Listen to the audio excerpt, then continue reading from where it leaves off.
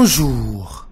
Le mandataire de Benno Bokk Yakaar rompt le silence dans l'Observateur ce matin. Accusé d'avoir organisé l'omerta autour des listes de Benno Bokk Yakaar, Benoît Sambou explique les choix de Macky Sall. Pour lui, le critère qui a prévalu, c'est la représentativité. Il révèle que le président était en discussion permanente avec les leaders de Benno. Avant d'ajouter, nous avons investi des alliés au détriment de nos camarades de parti. Tout de même, Vox Populi nous dit, ça bouillonne de colère et c'est Doomi Rewmi qui se joint à la clameur pour fusiller Macky Sall. À Saint-Louis également, l'AS nous dit, le parti socialiste et l'AFP sont toutes griffes dehors.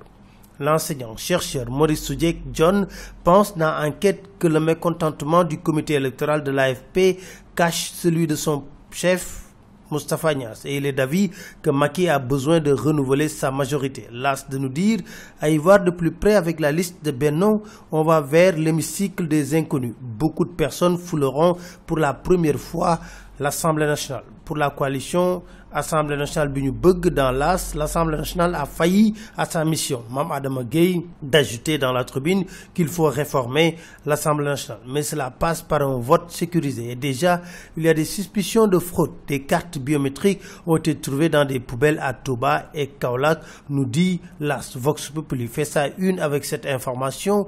Un lot de cartes d'identité a été déterré devant la mairie de Kaolack et le préfet a commencé par diligenter une enquête. Dans le quotidien, le retard dans la publication des listes qui suscitent suspicion et polémique fait sortir la Direction générale des élections de son isoloir. Pour Tanor Thiendella Fall, il y a des erreurs et des corrections à faire, c'est tout simplement ça.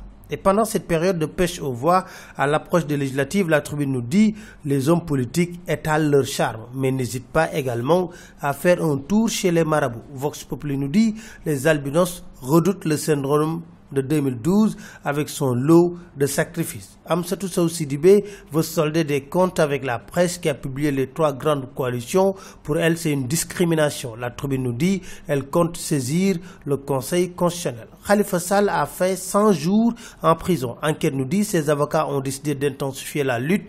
Les partisans du maire comptent organiser une série d'activités pour dénoncer, disent-ils, la détention arbitraire de leur mentor. Drame à Keur Massar, la tribune nous dit un enfant de 13 ans a tué son camarade de 14 ans. Fuite aux épreuves de philo.